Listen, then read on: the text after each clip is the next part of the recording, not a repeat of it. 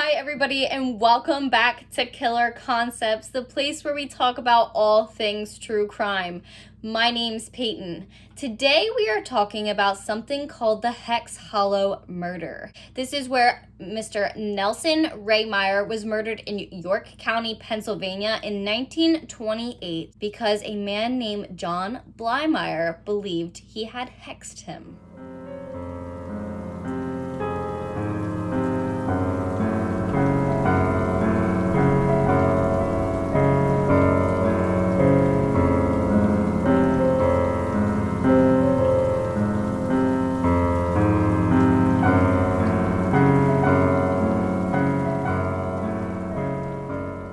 Welcome back to my channel and welcome to Halloweek. This week is a little bit special as I will be giving you guys 5 videos Monday through Friday this week as it is the week of Halloween.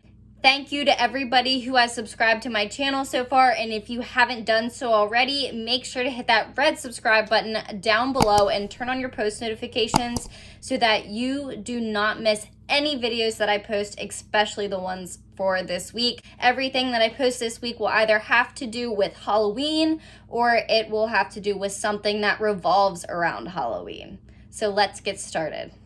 In the 1920s in York, Pennsylvania, powwowing and worship was a pretty normal thing. However, when a man named John Blymire came to believe that a man named Nelson Rehmeyer placed a hex on him that was causing misfortune and illness, he hatched a plan to remove the hex. However, this mission would end up resulting in the ultimate death of Mr. Rehmeyer. Many of you, unless you know me personally, probably don't know, but I am from Pennsylvania, and I actually live pretty close to what is known as the Hex Hollow Murder house, which is what we will be talking about today. That is where Nelson Rehmeyer was killed. And it has become like a big thing in York, PA. Like, you're gonna hear about it.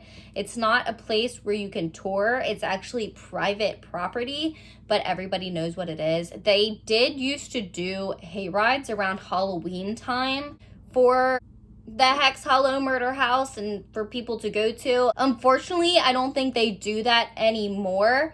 And it's actually kind of funny because it has become a Halloween thing and a lot of people associate it with Halloween, but the actual murder took place November 27th, 1928. First, I'd just like to start by telling you a little bit about what powwow actually is. A lot of people hear powwowing and they relate it to the Native Americans, which is a thing, but this is not the powwowing we're talking about. So a powwow in early Pennsylvania history was actually known as Pennsylvania hex magic. Pennsylvania hex magic is very closely related to the Pennsylvania German, or what is more well known as the Pennsylvania Dutch. These were the earliest members of the colony in Pennsylvania, and when they came here, they brought part of the old world with them and blended it with the new world, and they actually even created something that is kind of like their own dialect. Many of these German settlers did practice a form of folk magic, all except the plain Dutch, also known as the Amish, which Lancaster, Pennsylvania is very well known for. A large number of these people who actually did this folk magic entwined it with their religious beliefs. So generally these powwowers performed a type of religious magic where they pulled the power from God and they use it to heal illnesses, protection from evil, and to remove what they believed were hexes and curses. They also used it to locate lost objects, people, animals, and to provide good luck charms. A very general belief back then was that anybody could perform powwow, although they did believe that there was some people that were more naturally talented at it, especially the people who had been powwowers for generations throughout their families. At the other end of this magic scale were people called hexerai, which are also known as witches. And these people were believed to have pulled their magic and their power from the devil. They did bad things with their magic. They would torment their neighbors and they would steal. It was not the same as powwowing. Sometimes the hexeri were also called hex doctors, but this is actually not accurate because the hex doctors were a different thing. So hex doctors were practitioners that would take both the study of powwowing and the hexeri magic and kind of put it into one, so they were more like a middle ground. They were said to have actually used the hexeri magic against the hexeri, and they would remove hexes and curses that were cast upon people. However, many times they would charge somebody in order to remove the hex. There were many books that had been compiled that consisted of a ton of hexes and charms, and one of these books was called The Long Lost Friend. In 1819, The Long Lost Friend was written by a man named George Homan. George Homan was a powerful powwower, and he put the book together with a ton of hexes and charms, including things of how to get lucky with catching fish. This book actually became the book that people would go to when they wanted to learn powwow.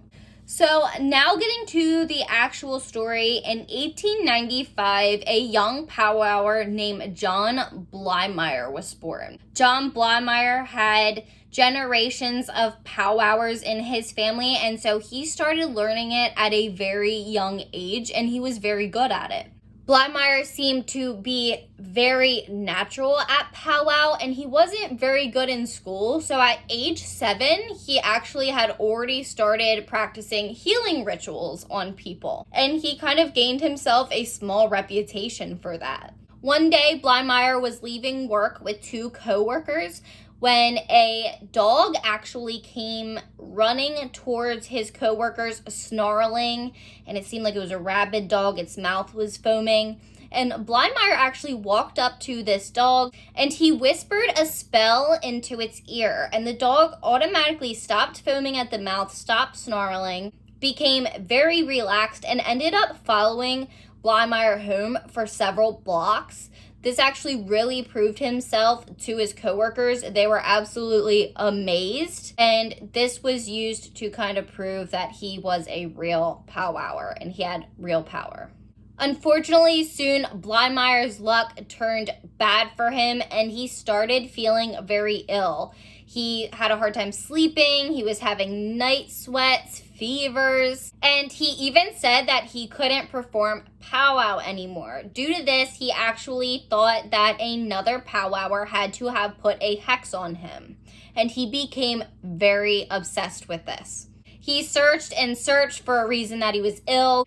He had spoken to hex doctors and other powwowers, and he came up with the conclusion that a previous powwower in his family must have placed a hex on him because he was the 7th son of the 7th son. To combat this, Blymire moved away from his home, and it seemed to work. He got better for a while. He even got married, and he had 2 children with his wife, but unfortunately, they both died at birth. Not long after this, though, Blymire's luck and just his life started turning bad again, and he was becoming ill. He became obsessed with the fact that somebody had to have put a hex on him. He became obsessed with the fact that he had seen multiple doctors. They told him that he was the one making himself sick because he was just fixating on this curse that he thought somebody had cast upon him. His wife had stated that she had even become sort of terrified of her husband because he was suspicious of everybody, and she actually knew somebody who had killed their spouse over something like this. Blymire actually ended up seeking the help of somebody named Nellie Knoll, who was also known as the River Witch of Marietta. Her powers were well known throughout York and Lancaster, Pennsylvania. Blymire paid Nellie Knoll $5 a session with her, and after 6 sessions, she told him that the person who had placed the hex upon him was a man named Nelson Rehmeyer. At first, Blymire did not want to believe this because 60-year-old Nelson Rehmeyer had been a very long time good friend to Blymire's family. However, the witch showed him that when she placed $1 on his hand and pulled it away, that the image of Nelson Rehmeyer showed up. And so his suspicions were confirmed, and Blymire had to come up with a plan to have the hex removed from him that he believed Rehmeyer had placed upon him. Nellie Knoll, the river witch of Marietta, told Blymire that she could remove the hex for him as long as he retrieved the copy of The Long Lost Friend that belonged to Nelson Rehmeyer, as well as a lock of his hair, and he buried it in the ground. Blymire knew this was not going to be an easy task for the reason that even though Nelson Rehmeyer was now 60 years old, he was still 6'2", and he was very heavily built. And so he enlisted 2 other people to help him with this task. These 2 people were 14-year-old John Curry and 18-year-old Wilbur Hess, and the way he convinced them to help him was by telling them that Rehmeyer had placed a hex upon them as well. On November 26, Blymire and Curry decided that they were going to travel to Rehmeyer's home, and on the way there, they actually stopped at Rehmeyer's former wife's Alice's home, and she said that they would be able to find him at his house. So they went there, and when Rehmeyer opened the door, Blymire said that he was a lot bigger and a lot meaner looking than he remembered. Rehmeyer let them in, and Blymire started asking him a bunch of questions about powwowing and other things, but Rehmeyer really didn't know why he was asking them. He thought he just wanted to know. He also asked him about his book, The Long Lost Friend. Soon, the men realized that it had gotten very late, and so Rehmeyer said that if the men would like, they could stay at his home and sleep downstairs, and so they did that. Early in the morning, the 2 realized that Rehmeyer was such a large man that there was no way that the 2 of them would be able to hold him down and cut a lock of his hair, and so they left and decided that they would come back later with another person to help them. So Blymire then contacted Milton Hess, who had also believed he had been cursed. This is a man that Blymire worked with at the time, and their family crops had died, and he offered up his 18-year-old son, Wilbert Hess, as I had mentioned earlier, as one of the people who would be part of this crime. Then on November 27th, 1928, all 3 men, Blymire, Hess, and Curry, would arrive at Rehmeyer's house once more. Rehmeyer trusted them, and so he let them into his home. And when his back was turned, the 3 men tackled him, attempting to tie his legs and wrists. The details of what happened next are not 100% clear. I mean, this happened a very long time ago, and each man's statement of what happened is a little bit different. There was a large struggle between Rehmeyer and the men. Rehmeyer was unfortunately then beaten and strangled to death. Some people believe that Blymire's plan was to murder Rehmeyer the entire time, and the other 2 men just did not know that. When Rehmeyer was dead, Blymire, Hess, and Curry then took all the money that they could find in the home to try and make it look like a robbery. They then doused his body in kerosene and tried to light him on fire. However, he just would not burn. It's a very strange thing. However, the men said that maybe it was because he was not fully dead yet and he struggled a lot, and then maybe it's the burns that really killed him, but nobody will ever know. The house is still 100% standing today and is miraculously upkept by the owner. and you can still go see it, but it is private property. 2 days later, Rehmeyer's neighbor discovered his dead body and what happened to him and went to the police. This is when Nelson Rehmeyer's former wife, Alice, had told the police then that Curry and Blymire had come by her home asking about Rehmeyer, and so the police automatically saw them as suspects. It didn't take very long for the hex-obsessed Blymire to be charged with the murder of Nelson Rehmeyer as well as Hess and Curry. The story blew up all over Pennsylvania, and it was a huge thing. And like I said, it's still kind of a huge thing today because this stuff just does not happen.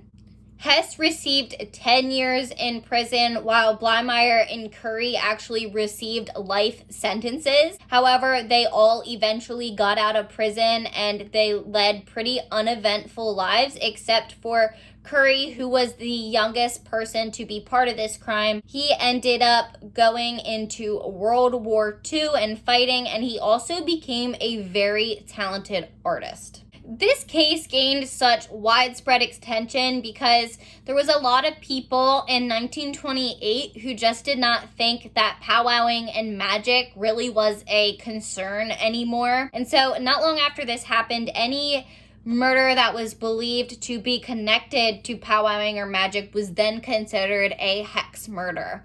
It was all over the headlines, and usually around Halloween time in York, Pennsylvania, you'll usually see something about Nelson Rehmeyer's murder. That is all I have for you guys today. Thank you for stopping in at my channel. I love having you here with me. Make sure to hit that red subscribe button down below and turn on those post notifications. You will get another video tomorrow to celebrate Halloween, and I can't wait to share it with you. Make sure to send any case suggestions you have to the email address right here, which is also in the description box below. In the description, you will also be able to find all the sources that I used for this case. Don't forget to follow me on social, and I hope you have a great rest of your day. Remember that the world's most dangerous minds hide in the most unlikely places. Stay safe.